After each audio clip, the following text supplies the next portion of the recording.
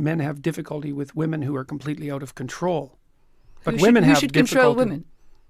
Well, other women themselves, men, society, just like everyone is controlled. I mean, you're controlled by society, I'm controlled by society, and thank God for that. I mean, funny. I mean, you described yourself as a liberal earlier, and I think a liberal doesn't think that a society controls women or men. Well, let's say regulates. I'm a psychologist as well. But what is an out-of-control woman? What is this creature? How do we know when we met one? Well, I'm sure that you've met women in your life that acted towards you in a bullying and detestable manner. It's very difficult for women to cope with that because they don't have any real recourse. And female bullying can be unbelievably vicious. And usually it takes the shape of reputation destruction, innuendo, and gossip. It's well documented. It's very difficult to defend.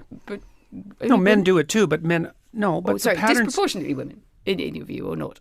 Sorry. Yes, disproportionately women. That's what the data indicate. I mean, Where is the data on innuendo and gossip?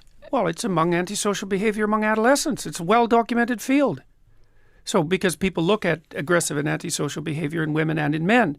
And in women, it tends to take the expression of innuendo, gossip, and reputation destruction. And in men, it tends to take the form of outright physical aggression. There's a whole literature on that. It's not a surprise to anyone. This has been known for 30 years.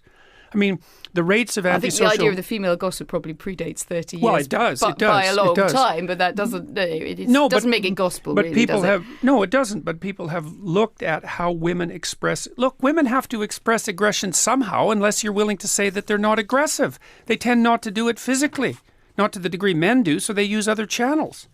And what other channels are there other than physical aggression if you're going to be aggressive? Well, you go after people verbally. You go after them with innuendo and gossip and reputation destruction. And that's how it works. And just to be clear, that you think that's predominantly a female modus operandi? It isn't that I think that. Well, it's that the clinical literature indicates that. It isn't that I think it. Well, I'm not interviewing the clinical literature. I'm interviewing you. What do you think? Well, I'm a psychologist and a scientist, and I tend to base my opinions on what I've read in the broad, relevant clinical literature. I'm not making this stuff up. I studied antisocial behavior for like 15 years. I'm actually quite an expert on it. Women manifest aggression towards themselves and to others, but they don't use lethal force. They don't use physical force the same way men do. So they have to do it some other way. Why do they have to do something some other way? You can take your Hobbesian war against, so you're basically a Hobbesian.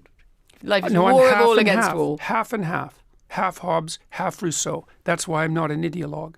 Because I don't think that people are good or evil. I think they're both.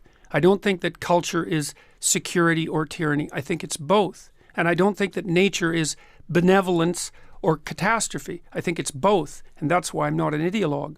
I need you to cite Rule 9 because I've got 28 bits of paper here, but I'm just going to carry on in the meantime because we're getting towards the end and nicely warmed up.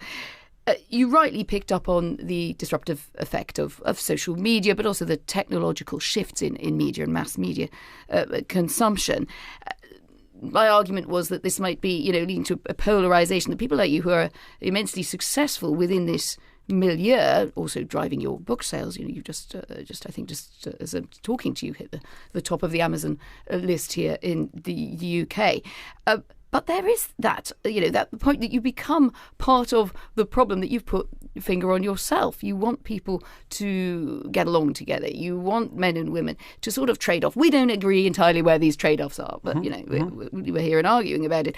And yet at the same time, you succeed most when you say something very provocative that goes viral. You think you're sort of trapped in a paradox. I don't think that's when I succeed most. So, for example, one of the incidents that propelled me to success, let's say, in terms of public recognition in the UK was my interview with Cathy Newman.